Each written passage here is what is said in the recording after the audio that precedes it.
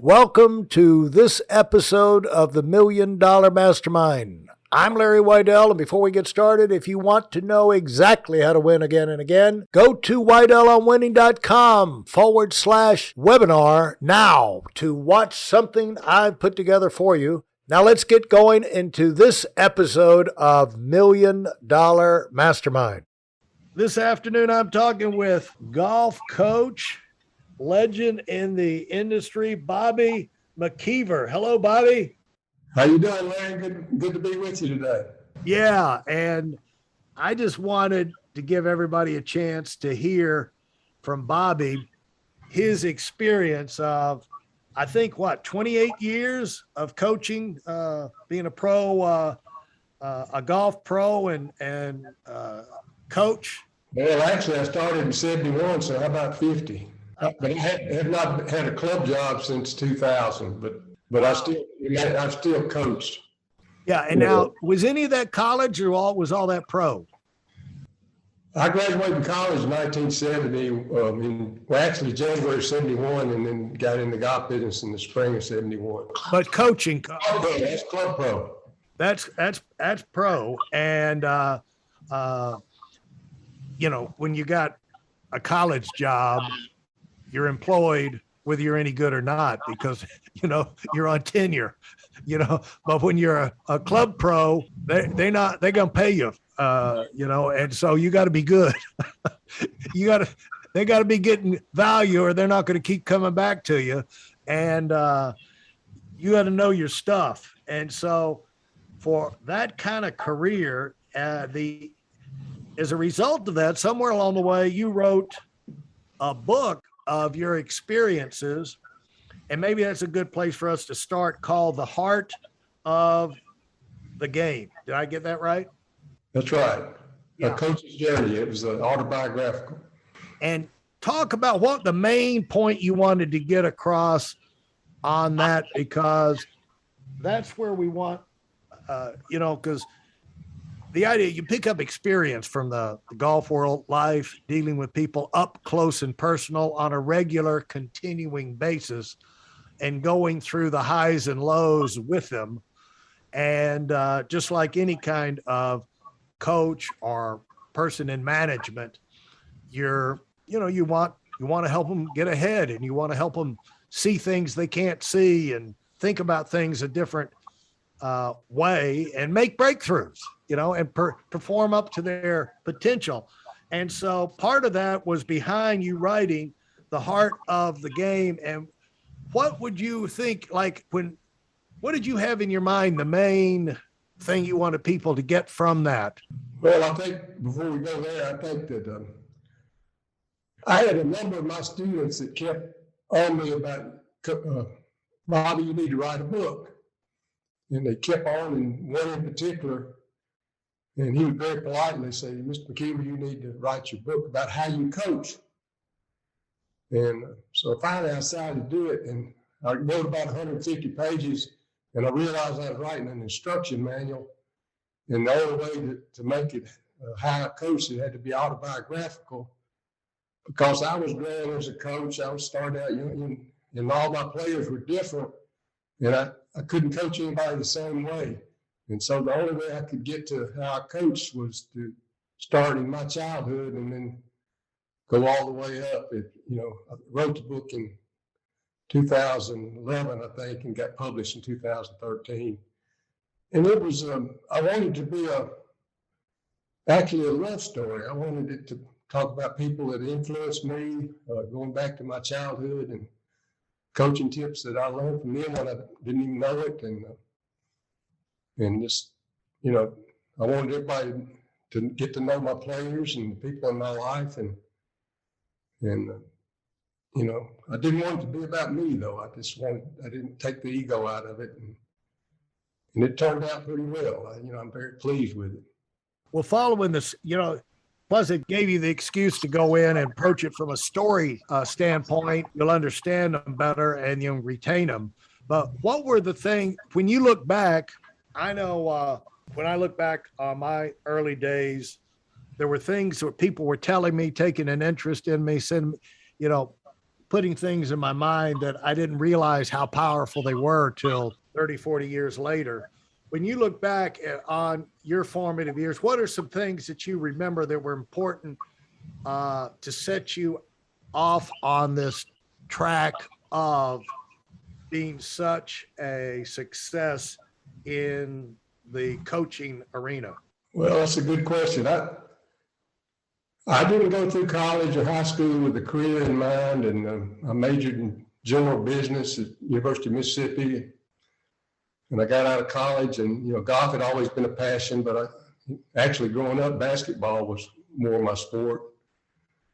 And I don't know, I just had this interest mainly in helping children, kids.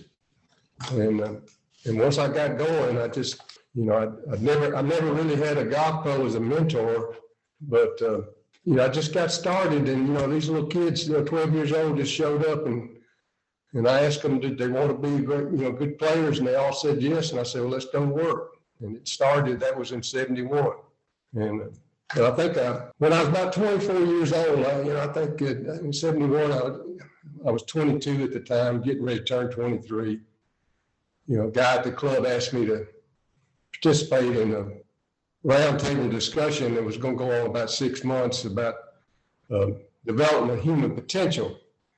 And I didn't even know what that meant, but I accepted. And it was a 6-month series of listening to tapes of motivational speaker named Earl Nightingale. And I know from some of the things I've heard through Primerica that you were big on tapes. And this was a real life changer for me. Mainly from those tapes I got is that your attitude is the most important thing, and your goals. And for people, if a person knows what he wants to do and he's passionate about it and internalizes it, and your dreams really can come true. And they did for me, and that was one big part of it. You talked about early when we were talking earlier. We were talking about you listened to that thing for like months or weeks or something like that. Now, I couldn't do that. I'd blow my brains out, Bobby, if that was me. If I'd had that assignment, because once I hear something once, I just can't, or see some movie. I've got friends that are making millions and millions of dollars a year, and they can watch the same movie 50 times. Well, I have my movies that I can watch a number of times. That just shows different personality type, because if I had to watch 5 minutes of something I've already seen, I'm getting up and moving around. I've already seen this story. I got to move on. But people are different. This is what I got in the thing, and this is what we were told to do, listen to it once a day. Well, actually, it said, 5 times, then we'd meet and then discuss it briefly and then talk about the next one. But it's the repetition in coaching, it's overlearning things. And I think that for this course, the repetition was very important. And I've seen that in my coaching. You just keep repeating it and overlearning things. Well, that's what you do in coaching. And so what you found, we already heard the phrases, when you even got the 12-year-olds, like, let's go to work, we got work to do. Let's get after it. And then repetition. I've heard nobody, and I've heard it associated with golf, actually. Nobody escapes the repetition, but it's true in anything. To be elite, you're going to be doing those repetitions and keeping that fine edge, developing and maintaining that fine edge. And so you got to, and of course, you got to be reminded, so you got to have the environment to where these things can come back to you. When you were, one thing you and I talked about was Rory McIlroy, and the fact, you see these things played out on television in sports teams, basketball teams, football teams, college, pro, and they're interviewing people before and after the game. But after the Ryder Cup, the Americans, of course, were fantastic, and the Europeans got trashed, and they'd had a good run. So it was kind of humiliating for Rory McIlroy to be the GOAT. He thought he was the GOAT of the team. Nobody else really said that, but he was the only one in tears on the European side. The golfer team, and he took it personally. Basically, he took it personally, and then 2 weeks later, he's winning a major tournament. Not a major tournament. He's winning a PGA tournament, and obviously he got himself reorganized one way or the other where he could get back on a winning track. And you said you had noticed that he'd made some changes, but it's not what happens to you and how it tears you up, it's how you respond. And talk about your observation on that, because one of the great things about your experience is you see things playing out in front of you that other people don't see. You see it on television, you see it in interviews, you see it. If we were to go out to the golf course today and look at a couple people swinging the club, you'd see 50 things that I didn't see, and just because of your experience. And what you'd be seeing would be things in relationship to what's going to work and what needs to be fixed. Talk about, that example or some of these other things that you see playing out in front of you, that those instincts, once you get them and that knowledge is with you forever. It may take you a while to get it, but it really helps you self-coach yourself and continue to improve. Hey, listen, there's a lot of information online, but there aren't a lot of people who have actually done something. In my case, I've actually built a successful business that's accrued over $5 billion in assets under management and has done well even during trying times. Now, if you want to know exactly how I've done this, go to whiteelmwinning.com/webinar now. I've compressed a decade of learning into 5 short weeks just for those of you who want to give yourself an incredible advantage and are tired of waiting and watching others move up. Yep, you're exactly right. I think every one of those players in that Ryder Cup, they all had a lot of ability. I think the United States team was actually, they were a little stronger for the first time in many years. The European tours, the players seem to be much closer. They spend more time in the locker room. And back in the old days, the PGA Tour, Arnold Palmer and Billy Casper and all these stars, they used to pull trailers. And now that players have their private jets. And but you can't maintain your edge all the time. And Rory just wasn't on his game that week, and he wanted to play well, and sometimes trying too hard is the biggest hurdle that you have to face. Well, shortly after the Earl Nightingale thing, about the same year, a good friend of mine who was a good player, a real strong amateur player, said, "You got to go get this book." And this was said. He said it's called The Inner Game of Tennis. And I said, "What do you want me to read a tennis book for?" He said, "It's not about tennis." And what I read was the greatest sports psychology book that's ever been written. It's still in print today. It's by Timothy Galway. And I realized then that winning, when players at the level of Ryder Cup, winning has more to do with the mental side of it than actual physical. And, the United States just had a really good week. I mean, those guys played well, and who knows what's going to happen next time. But Rory had a lot of heart and soul in that, and he wanted to play well. And somebody just played better. The guys just played better than he did, and he just showed his emotions. And you made the good observation that a few weeks later, he's playing at the top of his game. Well, that's not unusual. Somebody playing on top of the game one week, and then 3 weeks later, they can't make the cut. So it happens all the time. That had to drive you nuts as a coach, trying to get players to peak for tournaments, and if they get on a winning streak, to keep it going and things like that. And when things just went haywire and you couldn't help them, or you couldn't help them avoid it, that had to drive you nuts as a coach. Well, the interesting thing about golf coaches is, I would train my players and get them ready, and I never would go to the tournaments with them.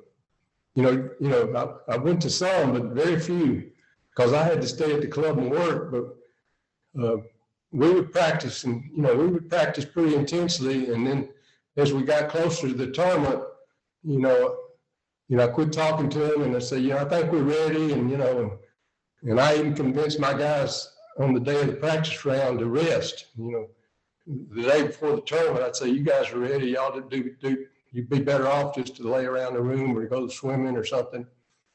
And y'all are ready to go. And I would tell them that even if their game wasn't that sharp.